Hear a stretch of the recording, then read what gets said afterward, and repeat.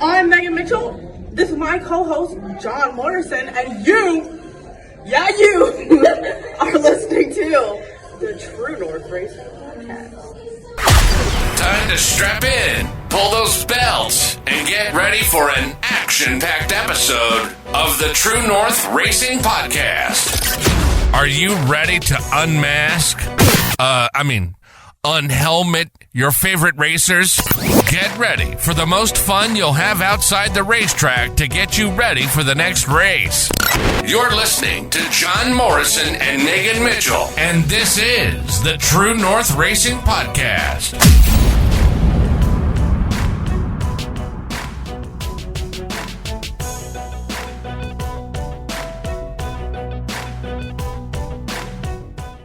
What's up, everyone, and welcome back to a new week of the True North Racing Podcast. I'm your host, John Morrison.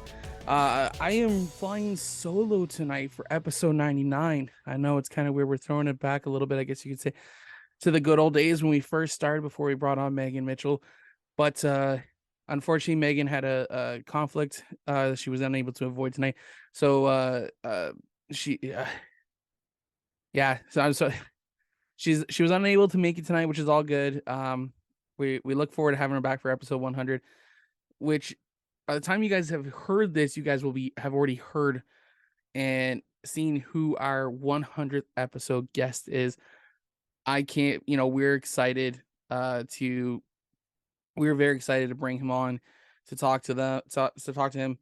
And you guys are going to be so blown away, I hope, by the conversation we have. And hopefully you guys learn a few things about him. So guys, I can't stress this enough. I'm excited. Thinking back on it, we started the podcast. Our first episode 1, was Logan Dillon back in 2020, and it aired in November. Almost 3 years later, 2.5 years later, and I'm shocked. Let's be real here, you guys. I'm shocked that we've made it this far. I can't get over how much we've done. I'm, between the podcast itself to everything we're doing for the drivers, it's been an incredible journey. And I'm hoping this is still just the beginning of what is hopefully going to be an amazing future for Joe Media and Promotions. But guys, I've been blessed to have you guys listening each and every week. And trust me, it doesn't go unnoticed because I'm looking up those numbers, and I'm excited. I'm happy to see the progression we've made, and to see what you guys like, what you didn't like. But man, I can't get over episode 100 is about to come up. I wish Megan was here so we could have a conversation about it. She's been on here for just under 50 episodes, I believe. So it's crazy to believe that even just halfway into what we started here, and this is where we're at. And man, it's been a wild ride. I don't know what else to say besides that. I'm excited to continue this. I'm excited to grow. We've got some great things working in the background. I'm working on some things already for the off season for next year. So I'm thinking next year is going to be one of our better years. As you guys know, I'm getting married next April. So a lot of things I'm trying to get set up now. So by February, March, and April, I can really focus on the wedding to really set myself up for the year. So, I feel like next year is going to be great. We got some things we're working on. I'm trying to put together a team to do some awesome stuff. And yeah, I'm hoping you guys are excited, and hopefully you guys are here for the ride, because that's all that matters for us. I wasn't at Flamboro. It's weird because I've never, besides all the way back in 2020, at one point I had about 5 weeks, I think 3 to 5 weeks, where I didn't have to worry about putting up an episode, because I sat down one week and I recorded 3 episodes, Tuesday, Wednesday, Thursday. And I set myself up so that I didn't have to worry about an episode till February. because every week just pushed another week. So it's been crazy to kind of do this, and it's been awesome to see the changes we've made over the course of 100 episodes. You know, I there's times I've gone back, I've listened to episode 1 with Logan Dillon, and I've listened to, 10, 20, 30 to really get an idea of where we've come from and how far we've come in terms of a show, in terms of what we do. So like I'm saying this from the bottom of my heart, you guys, I appreciate every single one of you. I would say there's stuff I can't say stuff because it's already happened by the time you guys will listen to this. So this is weird because we're recording on Thursday night instead of Sunday, because our usual Sunday we're recording the previous Thursday, because we are recording episode 100 with our guest on the Sunday. So it's weird how I'm working, and I'm sorry if it's sounding weird because I'm trying to talk in the future but talk in the past because I can't reveal stuff because the information's not out there yet. So I'm walking a fine line here, you guys. So hopefully you guys have seen who our 100th episode guest is, and hopefully you guys are enjoying these shows, because that's what we're doing it for. We're doing it for you guys, not for me, but for you guys. We love getting to know, obviously, a lot of the short track racers here in Ontario, which I'm excited to bring on our next guest. For you guys who know, Cam Thomson will be joining us. Cam has been, I don't know how to word it besides he's been, he's first of all, he's an absolute wheelman. And you wouldn't expect seeing that last year when it was his first full-time year in a pure stock at Flamboro Speedway, and he went out there and won 7 times, finished in the top 10 numerous times. He had a runner up to Reese, and in the pure stock class, and won rookie of the year. And it's crazy how far he's come in such a short time, when 3 years ago he was up there flagging for the Can-Am midgets. I remember one of the first times I saw him flagging at Flamboro was during the Can-Am race during the 2020 shutdown year. And it was Jacqueline's first race that I ever took her to. And I think it was August or early September, one of the two. But we I looked at her and go, "Hey, watch Cam up there." Okay. Next thing you know, we're both just staring as he's flagging, but he's come such a long way. And he had a bug, he wanted to itch, he itched it, and needless to say, it turned into a I guess you could say a problem, but it's not really a problem, is it? When we love seeing people come out from the grandstands or from the flag tower and go racing. Like, we love seeing people like that. So we're excited to bring on this next guest, but before we do, we're going to have a quick word from our presenting sponsor, Vision 20 Studios. You're diving into Vision 20 Editing. New company with their services providing video editing to get your video perfect and exactly the way you guys are looking for. They also do audio mastering, where they're going to take your audio into crisp and clear. They're bringing your vision to life. That is right. At Vision 20 Editing, we want to make sure that your vision comes to life in the way you want it. Find us on Facebook and Instagram at Vision 20 Studios. Now let's get back to the True North Racing Podcast. Joining us this week on the True North Racing Podcast is the driver of the 2018 Crate Sprint and Pure Stock, Cam Thomson. Cam, how are you, man? Not bad. Yourself? How are you doing, John? I'm doing really well, thank you. For a Thursday night, this is weird recording on a weekday night like this. I haven't done something like this since I moved from Tuesday recordings in 2021 when they started that iRacing deal on GeForce, because I had drivers start missing, weren't able to come on because they were running the iRacing deal. So this is the first time in a while we've done a weekday recording, but it's great to have you back. I think you're tied for our most appearances on the show.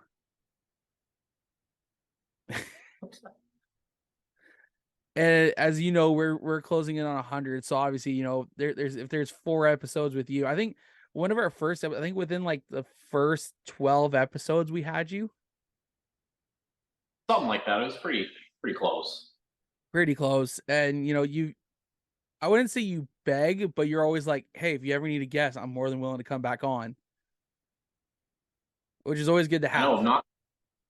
It was a little odd you asking me to come on, and normally it's the other. Okay, so I don't. Did you listen to our most recent episode of the show or no? I listened to Tegan's. That was Okay. it, though. So what happened is when I was calculating and lining up guests to prepare us to get to 100, I messed up. So I thought episode 100 was supposed to be recorded this past Sunday. Makes sense. 2 weeks from now. So what I had to do was move, and it's funny enough, I went off at the top of my head. It was actually you then, or it was Reese then you. So realize I bumped you both up 2 weeks, or a week at least. So our 100th episode is airing when it should. Smart man. I mean, Yeah. have to do it. Exactly. But we're in the middle of the race season now. You know, you've made a few starts in the crate sprint, which you were sitting beautifully in front of. It's being torn down right now. I hope it doesn't look like that way heading to Ohsweken tomorrow. No. Too much money. You know, it's you started on this crate sprint deal. You're returning back to Flamboro Speedway to run pure stocks. How's the season been going for you so far?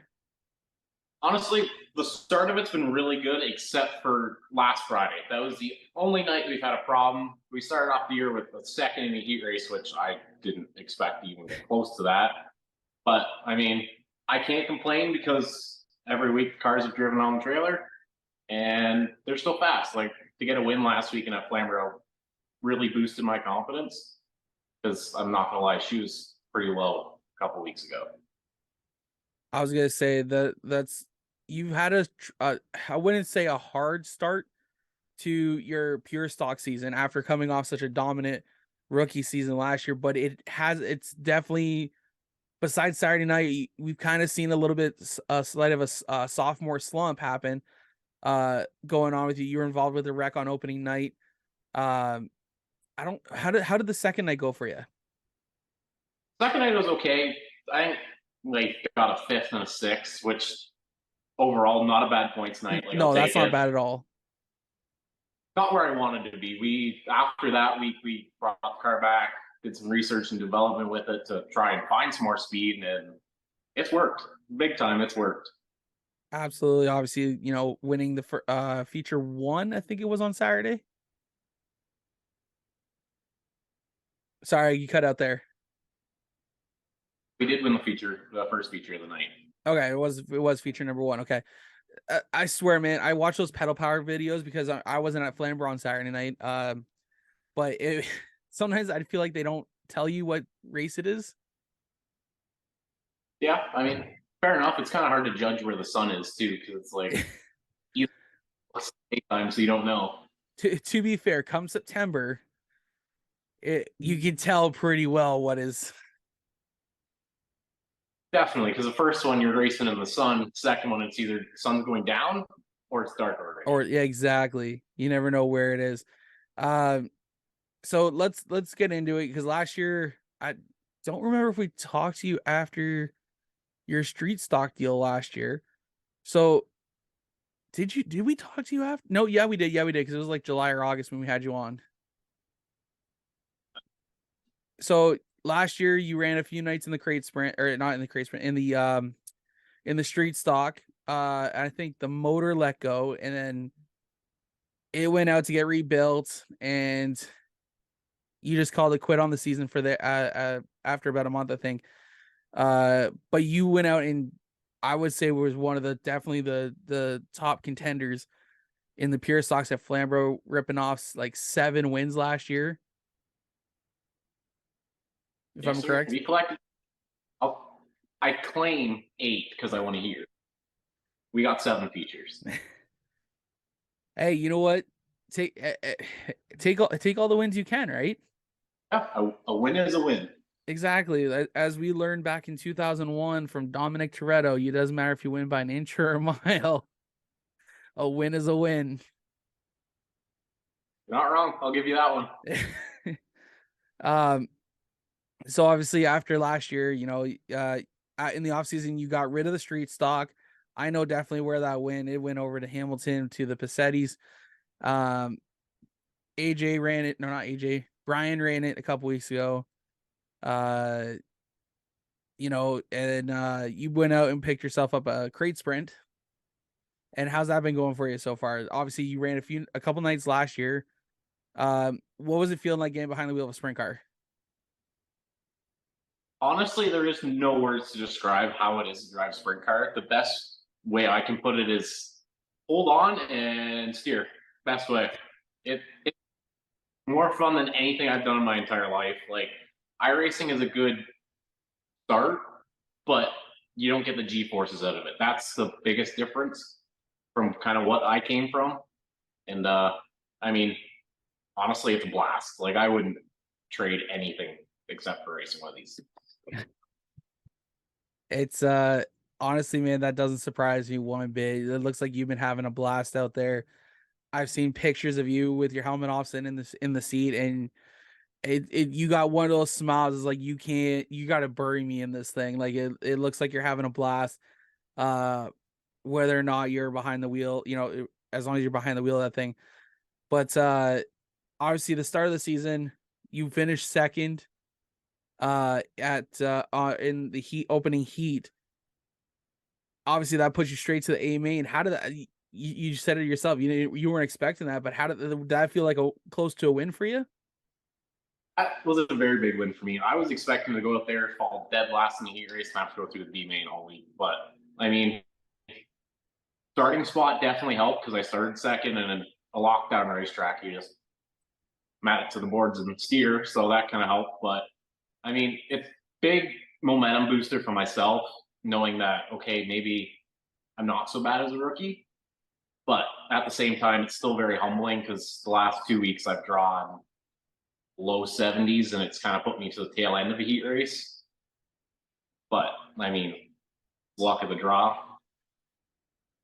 That's always one of the fun things about pill drawing. As soon as you sign in, it's been definitely fun watching you race in the crate sprints. I was at opening night for Ohsweken. Jacqueline and myself made it down, and of course, we got to represent the guys who are. Or no, was it opening night? No, it wasn't opening night. It was the second week because you got that awesome looking wrap on the car when we came down.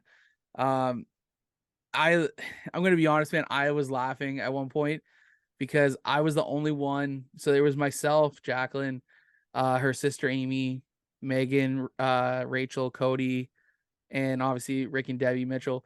And I at one point was like, there's Cam going by, and Jacqueline goes, where's the Jomo sticker on it?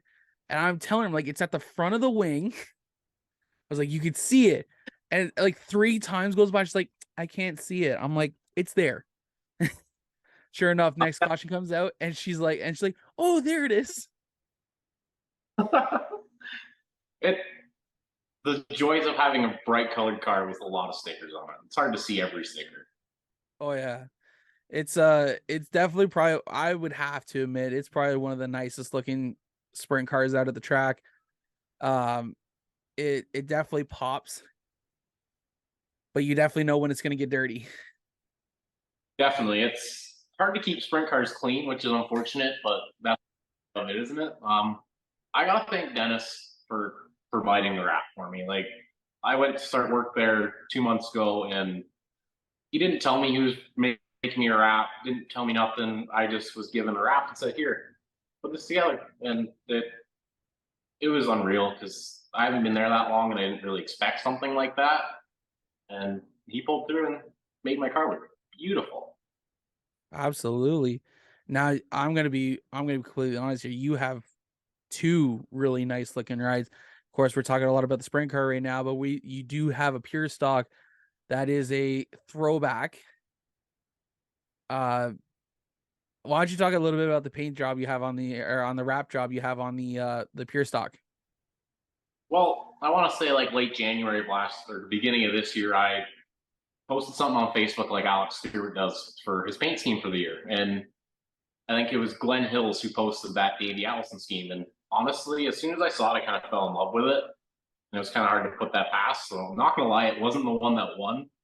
The Powder Puff car won, but no way I'm putting Powder Puff on my car. So we went with the good old Davey Allison scheme from 1988. That's awesome. You know what? So it was like a powder puff kind of like looking car. Sure, Chris Lawrence posted in the comments, and that one by far won. You know what we need to do then is for the quote unquote playoffs, you need to pull that wrap off. You got and then run Flamboro, run autumn colors. We need to just start a GoFundMe or something and get you a fire suit from Epic to match the car. So that when you go out there, it's like the whole design the Toyota rides that they had back in the mid 2000s where Kyle Busch had a freaking pink car with kitties and pretty flowers all over with a matching fire suit. I think we need to make that happen for you. I mean, if you want to pay for it, I'm gung ho, but I got a wedding to pay for right now. Okay, so. But if anyone else would like to help us out here, let me know. Cam Thomson on Facebook, Instagram. Let me know. I do. We need to make that happen because I think it would just be absolutely hysterical. You just offload a bright pink car with a matching fire suit and just. I mean, it definitely turns some heads. Exactly. And why not do it for the last two races, especially when October comes? Because October is Breast Cancer Awareness Month. So, I mean, you're not wrong, but I really don't want to peel that wrap off my car. That's not going to be very nice. No, you're right. It is absolutely beautiful.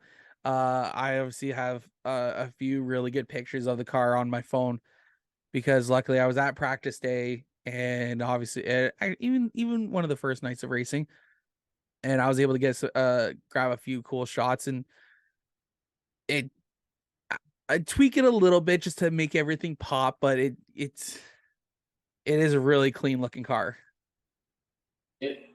I am very happy with how it turned out this year. I didn't really have that many expectations knowing I was going crate sprint racing, and then that popped into my mind, and then I was talking to Bob Jensen's from Jensen's Automotive Detailing, and they also do wraps. So I was like, hey, well, hook me up. I'll give you the hood if you wrap the car. And he pulled through, wrapped it. It looks beautiful. And I can't thank him enough for making that thing look so pretty. Yeah, absolutely. We're gonna let's jump into the 20, obviously, because we've had you on so many times. We know a lot about you, which is good. But of course, now we want to break down kind of let's look forward at this point. We would always, we used to do that at the beginning, where we talk about how you would flag for the Can-Am midgets, how you wanted to get behind the wheel. Obviously, 2021 that did happen. On a couple occasions, and then 2022 you had a full-time ride. Same thing with this year, and you just keep progressing, which is really good to see. Do you really attribute that to your to the going to the dirt track on Friday night and running the street stock last year for a few nights and now running the crate sprints? It's definitely a big help for the pavement side because like these things are much faster than any pure stock I've ever driven. So going from a crate sprint on a Friday to a pure stock on a Saturday, it's a lot of a change and driving style really different. But honestly, like I just get in the car and drive it. One's rear wheel drive, we drive them. So with that kind of being said, we already knew, like on many occasions, we already knew the dirt track had your heart. Do you see yourself going just full-time dirt racing in the future here? Honestly, yes. I'm kind of starting to lead towards it now, but I'm I'm too invested in the pavement side to just kind of give up on it right now. And honestly, I'm still having fun with it. When it's not fun anymore, then you'll probably see me just go dirt racing just to get away from it. But until then, like, I do see it happening, but just not this year, maybe next year. It's undecided. We still got a full year to plan out and see what happens, and then this year goes as planned and I do what I want to do, then we might come back next year. And I'm going to assume that means winning a championship. A championship, Frostfest, and I want colors. You want to win autumn colors? Not even win it. Like a top 3 would be nice. I'd be happy with that. Now, obviously, a lot of people I know listen to it from here in Ontario. They know what autumn colors is if they're in the racing scene. But of course, to anyone who may not be listening from Ontario or know about autumn colors, it is probably one of the biggest race weekends in Ontario. It really culminates the entire race season here. It's on Canadian Thanksgiving weekend at Peterborough Speedway. They actually their championship night is usually Labor Day weekend, so they have a whole month to prepare for. I'd want to say anywhere between 150, at least 100, over 100 cars guaranteed to run multiple divisions from I don't even know.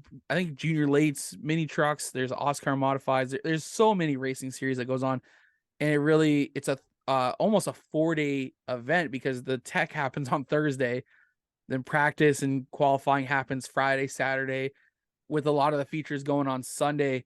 But it is now, to be fair, it really is truly the end of the race season, but 9 times out of 10, one day at Frosttoberfest rains out, and then we have to run it after. So I don't think Sorry, what was that? That happens most years. Last year we got lucky, and luckily it all went well. But we're just crossing our fingers that this year goes the same. Knock on wood already. Like we don't want that stuff.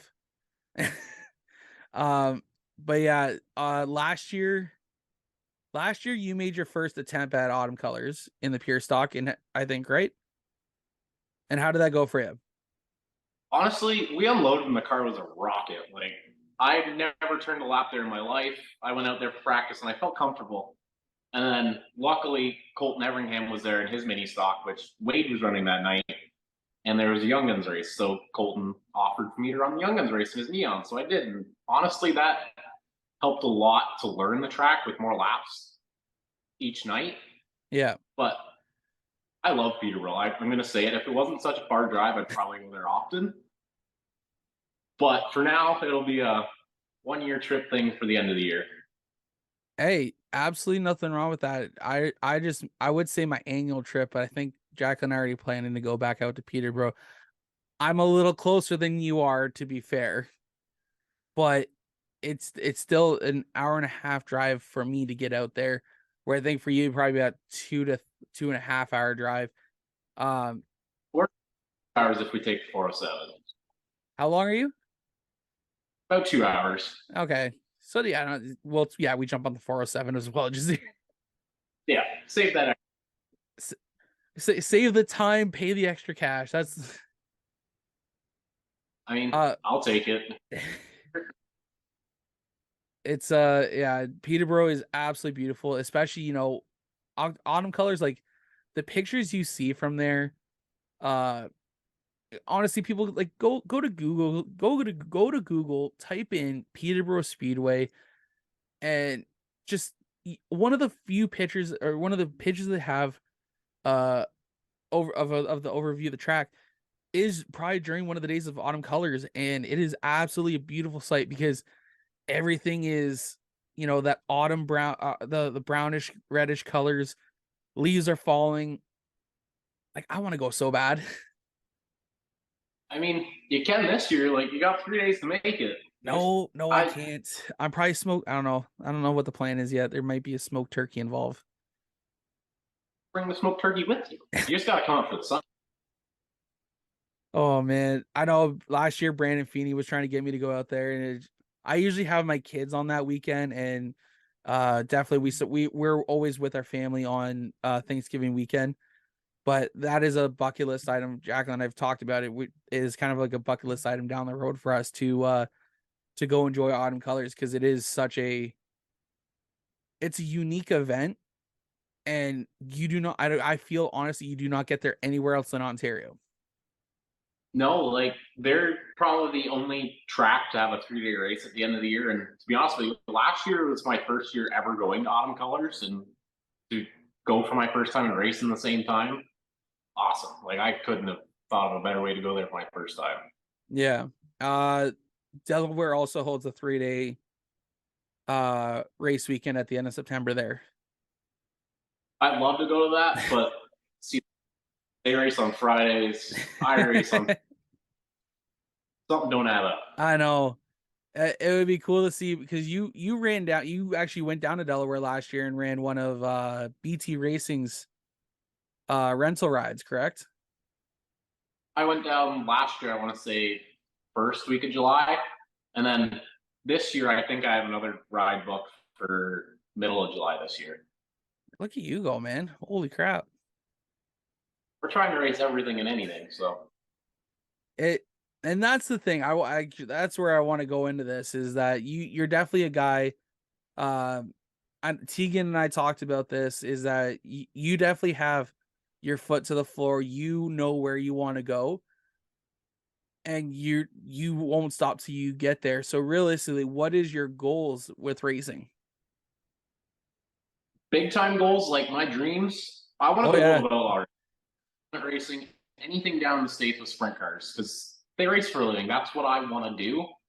But it's so hard to get to that chance from Canada, because it's completely different racing down there.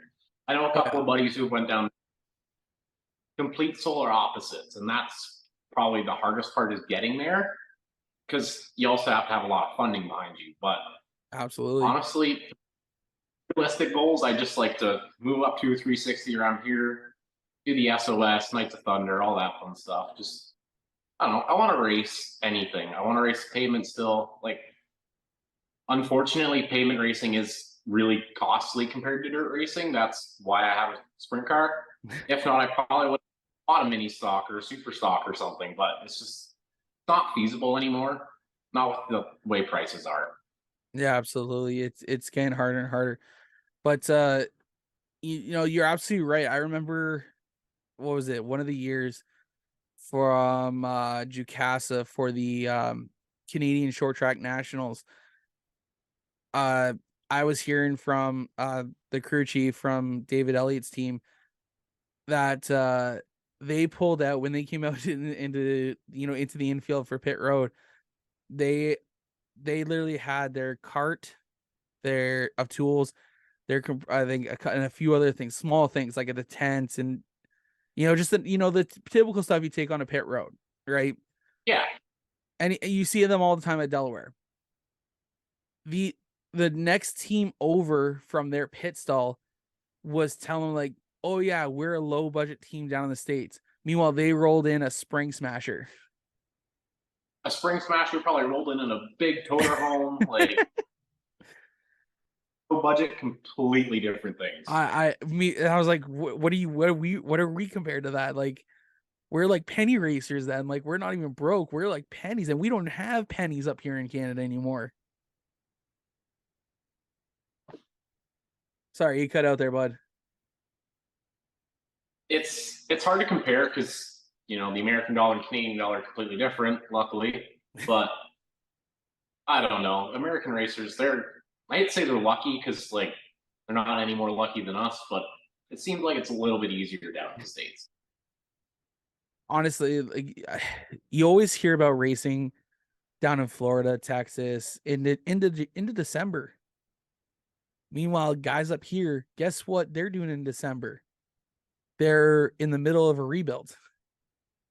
Rebuilding and they got their cars looking like yours right now in the off season, and it's crazy how we have 6 months to fulfill as many races as we can, and let's be real here. The dirt side does a lot better of working together than the asphalt side in terms of race weekends, certain dates and stuff like that. And because I've talked about this before and I'm going to talk about it real quick again. I want to see a true playoff style where it's a 3-race point series between Sunset's Fall Velocity, Frosttoberfest, and Autumn Colors.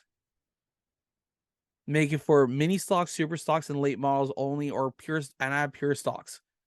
But I want to see something big happen between that. I'm sorry, I just got to put that out there again. I want to, maybe the guys from Sunset, because they've been doing a great job with the promotional stuff. Maybe they listen to the show because we've talked about some of the stuff they're doing. So, but what are your thoughts on that, though? I mean, I'd love to see it, but the racetracks have to come together for that, because I'd love to go to the Fall Velocity, but it's a points night at Flamboro that Saturday, and it kind of me for traveling this year, running for points. Yeah. But at the same time, what do? It's the closest track to me, so I'm going to stay at it. Yeah. I playoff style, but we just need to get all the promoters on board with that. I 100% agree.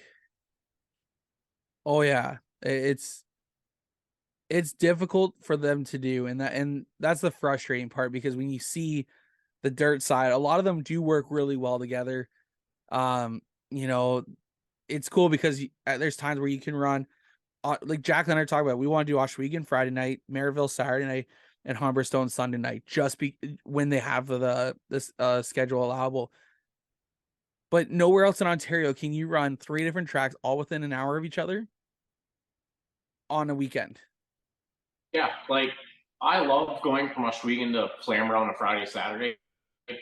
I think it was a couple weeks ago when we had the Invitational on the Monday. Yep. It was awesome racing Friday, Saturday, and then Monday again. It gives you a full day to work on your stuff, all that fun stuff, and it's nice to race twice a weekend in one car. Oh yeah, it's more laps the better. And that's the thing, right? Is that we got a lot of these guys out here, guys and gals, who are looking for that extra seat time, and sometimes it is harder to get out on a Tuesday because work commitments or whatever, and you don't want to book a vacation day just to go run to go burn more money. You might as well do that on race night. But you just say yourself, it's great to have that extra seat time, because it is really, let's be real, you don't get to where you are without seat time. No, and that's the one thing that will get you places is you have to run laps, you have to do features, you have to travel, you have to try different things. You can't just go to the same racetrack every weekend, run the same setup, same tire pressure, same everything, and expect a different result. Exactly. It's you got to be willing, like, and that's why we see so many guys, especially like the Lawrences, the Thorns. There's so many guys in this game that really look for that extra. And let's look at JR Fitzpatrick. Like, that's I swear to God, that guy, first of all, he's an amazing guy, but the amounts that he puts into his car to make sure it's perfect for race night is second to none. Like, he's always looking for that next 10th. And that's what we want to see. You have to in racing nowadays. Everybody is so even, and that's the biggest difference from last year in the pure stocks to this year. Is last year we maybe had 6 to 10 cars in a night. Now, I think the last couple of weeks we almost had 20 each night. Like, you always have to keep adapting to what's happening, because if you stay the same, you ain't gonna get anywhere. And that's the big thing, right? Is we see that from time to time where people jump in and oh, well, so and so is cheating. It may not be they're cheating. It's just that they're putting in the extra work. And we like one of the biggest people that we've had on the show. We had Andy Camerath on the show recently. He flat out told us he puts in the work to find that extra 10th. Yeah, and like, I'm gonna be honest with you, I did it all of last year, and I hate to say it, but the weight rule at Flamboro really screwed me over. Because every week I'd go testing, we'd try something different, and then Saturday would roll around and we'd be slow again. But like, I don't get why we're penalizing the people who want to put in the work, want to put in the effort to go and build their cars fast. Like, I get it with the pure stocks because it is a learning class, but just because you're slow doesn't mean I have to be slow too. Yeah. And that's why I think they changed the rule this year, right? To instead of adding 50 pounds per win, it's now just maxed out at 150, correct? Yeah, it's maxed out at 150 and it's 25 a win after your first 2 wins, I think. Okay. Which I'll take it, but I still don't like it because I had 260 pounds strapped in my car last year. I'm like, that wasn't fun. And honestly, it's a little bit dangerous having that much weight strapped beside you. Oh yeah. It's always one of the tougher things to see when they've done that before, and that's the thing is we've seen it before. They did that with Dale Lucas when he was dominating like 5 years ago. We just see him out there and just win. Next, we hear him put another 50 pounds in, put another 50 pounds. There's times where I feel like you need to readjust or reset. I want to be a realist here. I want to see almost a merger to minimize car classes a little bit, because we've stretched so far already. And I want to say we're going to have almost an introductory mini stock class with a professional mini stock class. Honestly, nowadays, pure stock racing is the mini stock racing of 10 years ago. Mini stock racing is now the super. Everything has just moved forward and gotten too out of line on the pavement. I hate to say it, but they opened up rules. They keep opening up rules. You kill classes that way. And that's why on the dirt side, everything's still mostly stock. Like, mini stocks are mostly stock, all that fun stuff. Like, you can't keep opening the rules to everybody and expect it not to work. I think it's one of those things. I've been on a few of them. It's when Bill France started NASCAR. All right, let's look at Big Bill here for a second.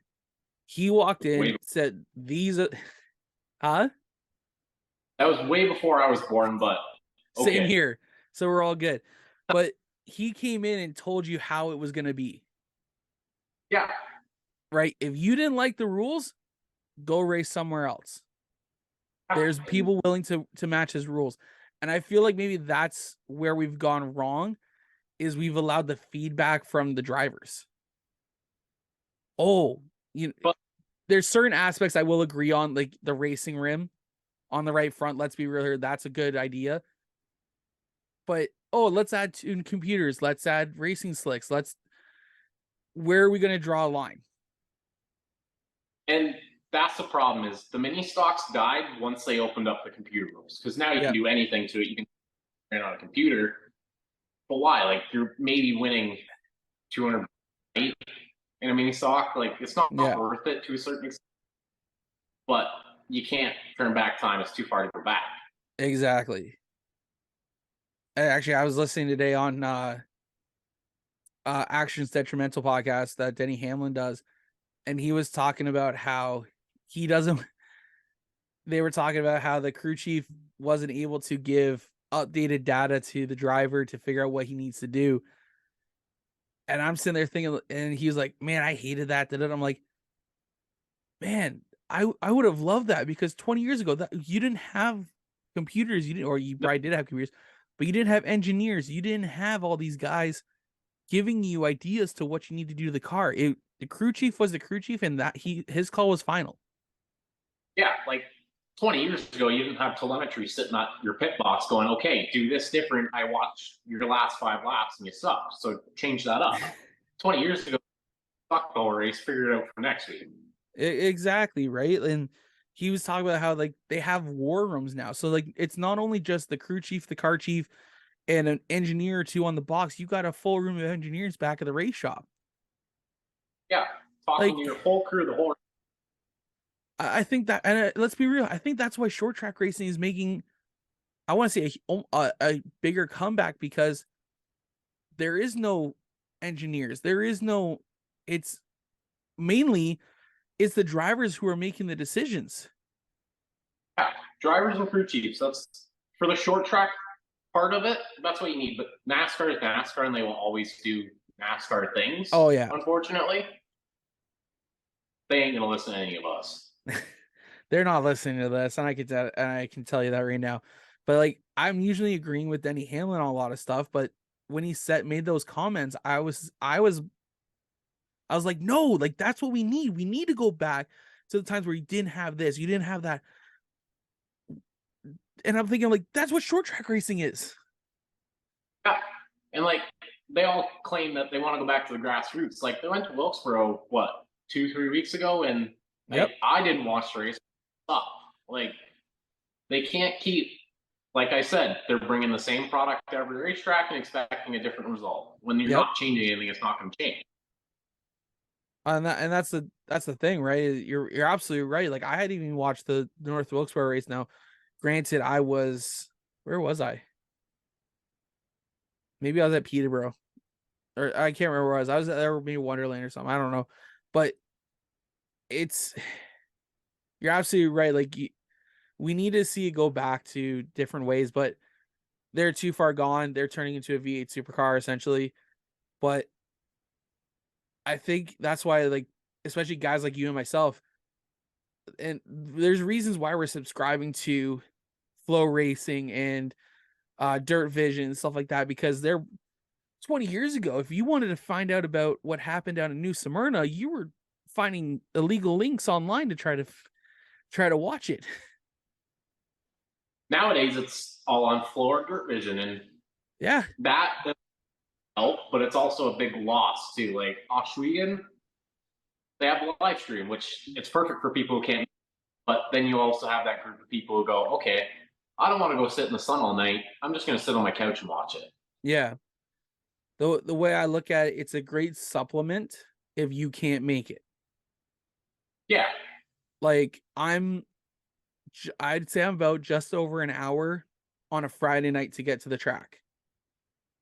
Now, after working a 40-hour work week, a 40 plus hour work week, you may not want to feel to drive that far, but if you plan ahead, you're going to be good to go. Yeah. Like, that's probably the help for me is like Ohsweken is a minute down the road for me. Like, I could probably drive if I wanted to, but that's where you have people coming from up in Chatham area. And it's different for them. Oh yeah, I used to. I've said this before. I used to crew with guys, and we go to Delaware on a Friday night. I would get picked up from high school at 2:00 in the afternoon to make it for pits open at 4. Like, we be coming from Guelph. Like, my brother, my stepdad, they would all jump in the truck, and they would pick me up out front of the school with the race car, and we'd head on down. That's the way it has to be, unfortunately. But we're luckily in Ontario. I wouldn't say I live just about damn near the middle of every racetrack around here. It's not. I think the only thing over 3 hours is Buxton, and I don't really have a need to or a want to go there. Yeah, unfortunately. But I got lucky in that sense. Like, everything's about an hour and a half away from me. Honestly, yeah, dude, I feel the same way. Like, besides Merrittville and Humberstone, which are probably about an hour and a half-ish drive, Sunset, I'm an hour away. Flamboro, I'm an hour away. Delaware, 2 hours-ish. Peterborough, 2 hours, an hour and a half. Ohsweken, an hour. I'm the same way, smack dab in the middle of so many great racetracks. Hell, I've been to four tracks in 3 weeks. And I mean, as a fan, that's the way to do it.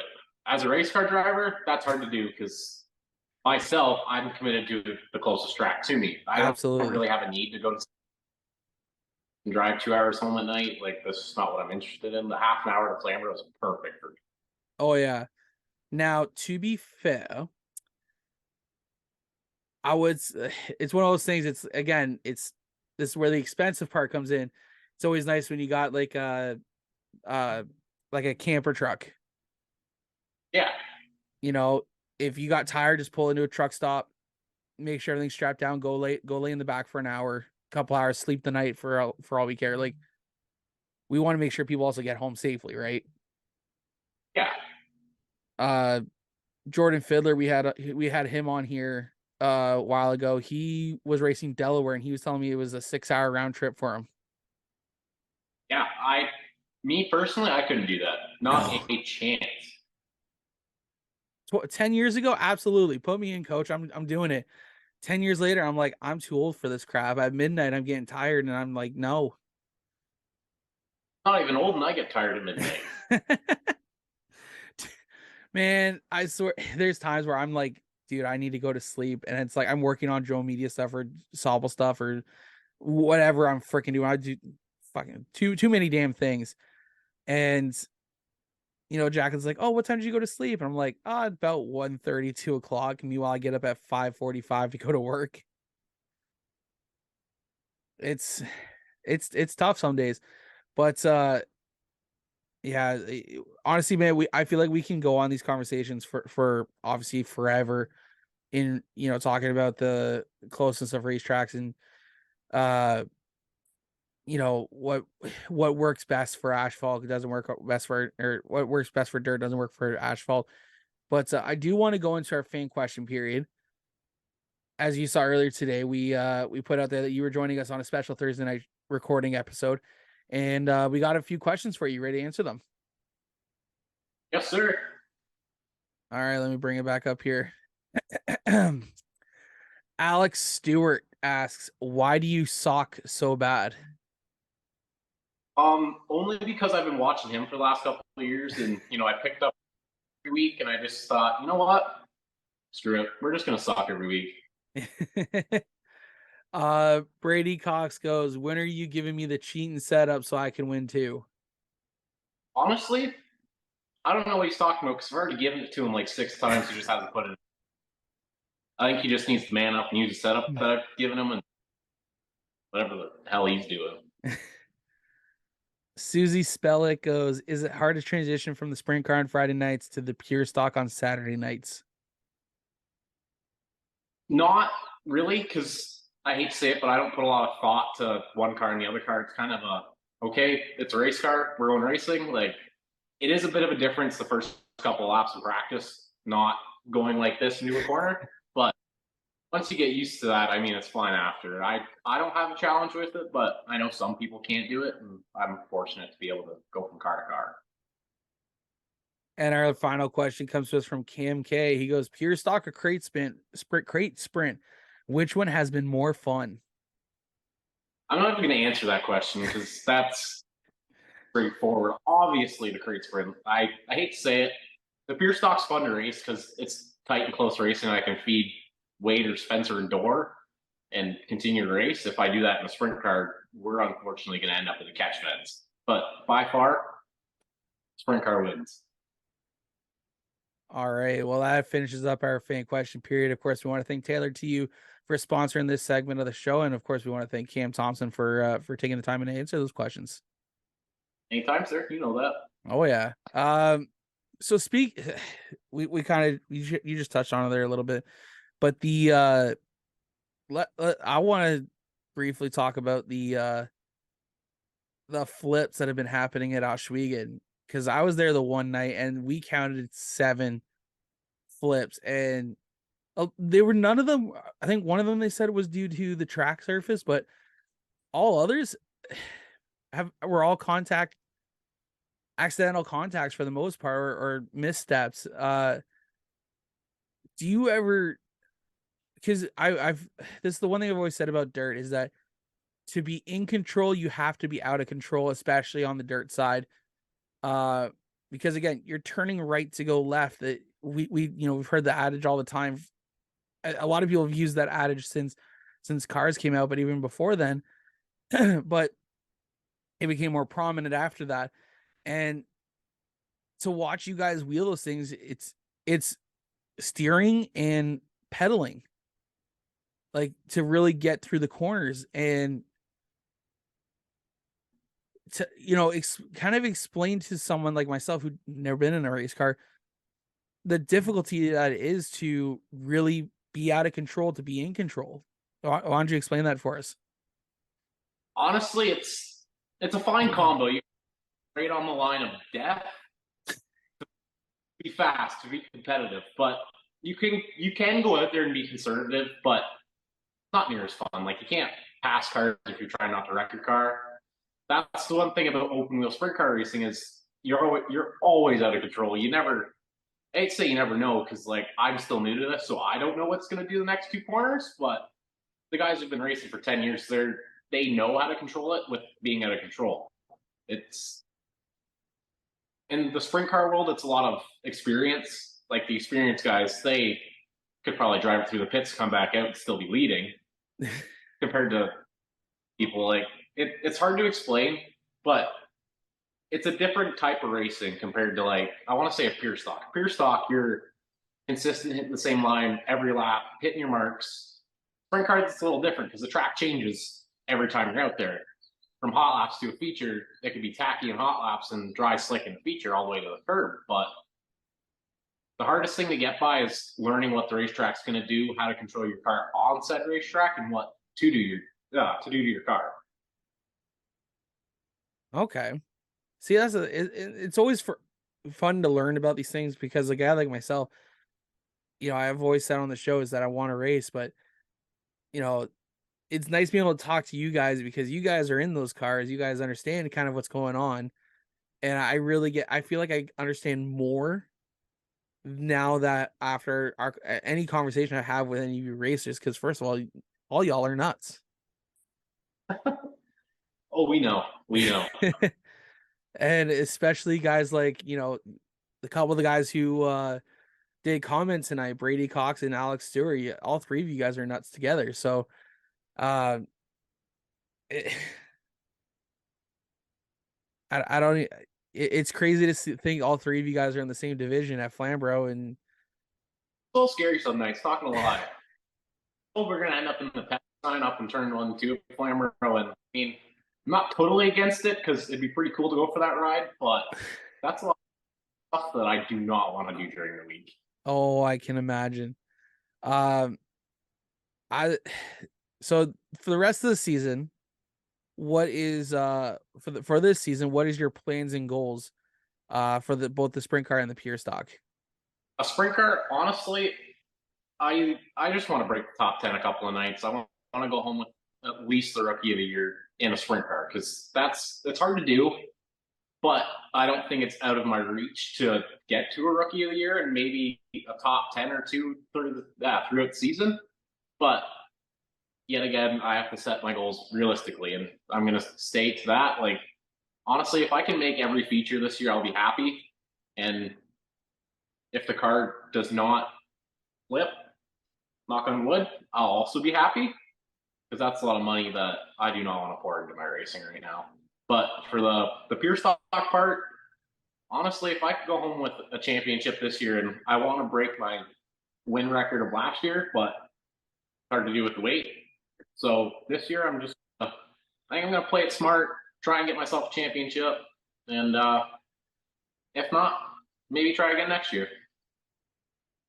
All right, man. As per the end of the show, we like to give our guests a couple minutes to thank everyone who's helped them get on this journey.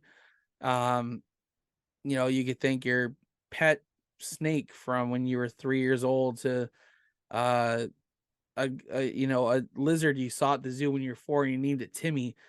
But you got the floor for the next couple minutes to thank anyone, all your sponsors, all your family, friends. So take it away. First off, I got to thank Jordan for allowing me to take over his racing part for this year. If he didn't decide to step out of his car the last couple of races last year, I by far would not be in a crate sprint.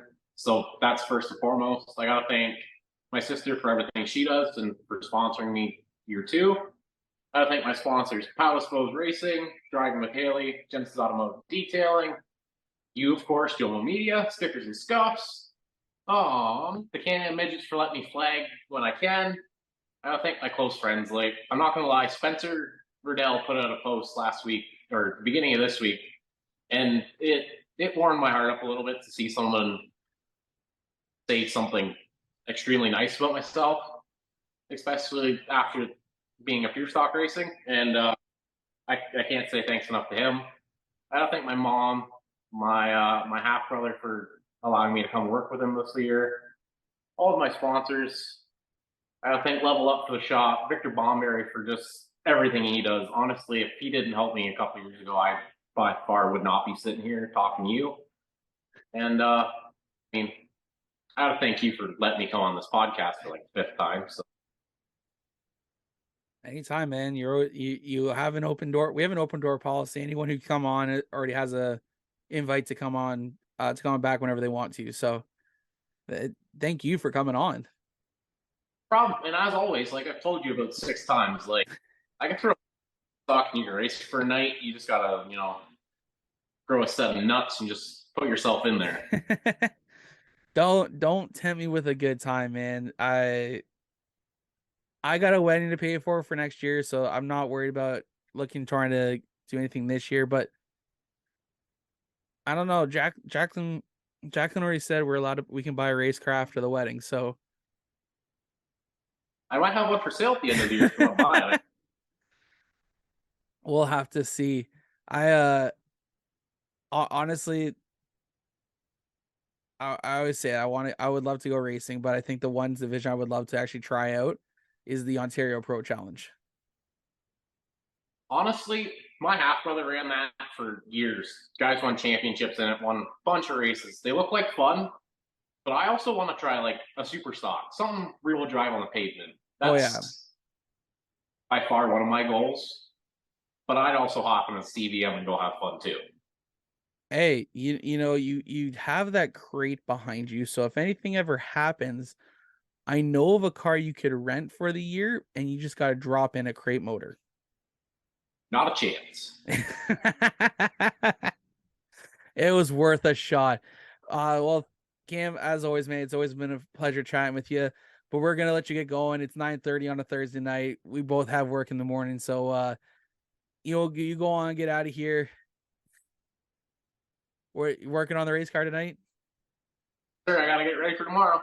Exactly. You got to make sure that thing looks nice and pretty for the cameras, that for the photographer over there at Ohsweken. And yeah, man, go enjoy the rest of your night. Thank you for doing this with us. Thank you for having me. Well, guys, that's been Cam Thomson on episode 99 of the True North Racing Podcast. All right, guys, that was Cam Thomson, the driver of the number 28T Pure Stock and Sprint Car Crate Sprint at Ohsweken Speedway. Whew, sorry, guys. I just had to go run and do a couple things before I finished off the show. It is laundry night for me, so I had to go downstairs to switch over real quick. But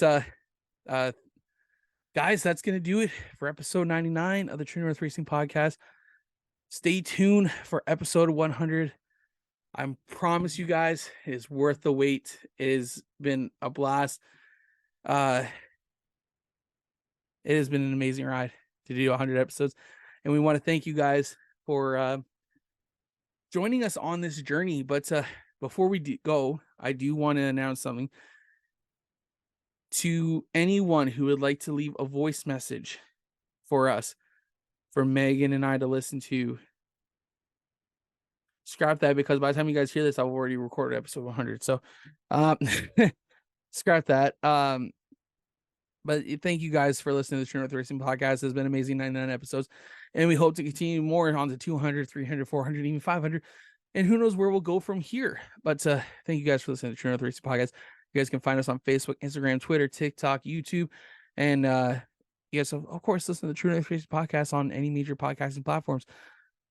Yeah, make sure you guys, that's it. That's all I can think of. But thank you guys so much, and we'll see you guys next time for episode 100. Bye now. The car zooming by, hey, True North Racing, let's go.